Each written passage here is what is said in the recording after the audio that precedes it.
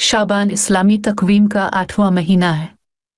इसे शाबान अल-मुअज़्ज़म भी कहा जाता है।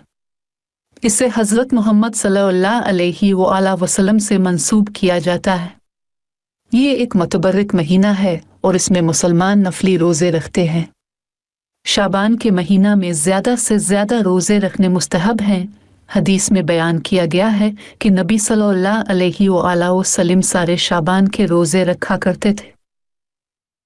सलमा बयान करती हैं कि मैंने नबी सल्लल्लाहु अलैहि वसल्लम को कभी भी 2 माह मुसलसल रोज़े रखते हुए नहीं देखा, लेकिन अब सल्लल्लाहु अलैहि वसल्लम शाबान के रोज़ों को रमज़ान के साथ मिलाया करते थे। मसनद अहमद हदीस नंबर 26,022, सुनन अबू दाऊद हदीस नंबर 2336, सुनन इब्न माजा हदीस नंबर 1648। और अबू दाऊद के अल्फाज कुछ इस तरह हैं। नबी सल्लल्लाहु अलैहि वसल्लम पूरे साल में किसी भी पूरे महीने के रोज़े नहीं रखते थे, लेकिन शाबान को रमज़ान से मिलाते। अल्लामा अलबानी ने सुनन अबू दाऊद 2048 में इसे सही करार दिया है। लिहाजा इस हदीस के ज़ाहिर से यही मालूम होता है कि नबी सल्लल्लाहु अलैहि वसल्लम पूरा शाबान रोज़ा रखा करते थे। लेकिन अहादीस में ये भी वारिद है कि आप सल्लल्लाहु अलैहि वसल्लम शाबान के अक्सर अयाम का रोज़ा रखा करते थे। सलमा बयान करती हैं कि मैंने आयशा से नबी सल्लल्लाहु अलैहि वसल्लम के रोज़ों के बारे दरियाफ्त किया तो वो कहने लगी,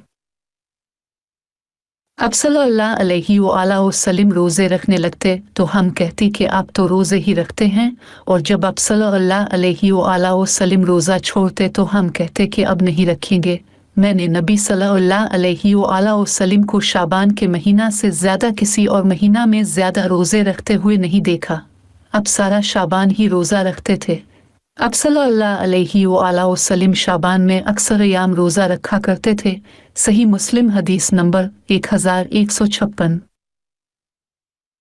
उलमा किराम इन दोनों हदीसों को जमा करने में इख्तिलाफ करते हैं।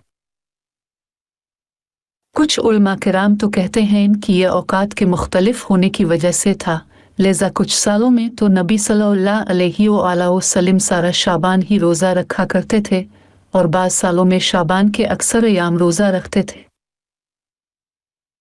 इसकी 3 तारीख को इमाम हुसैन अलैहिस्सलाम की विलादत हुई और 15 तारीख को अहले तशियो के अकायद के मुताबिक इमाम मेहदी अलैहिस्सलाम की विलादत हुई।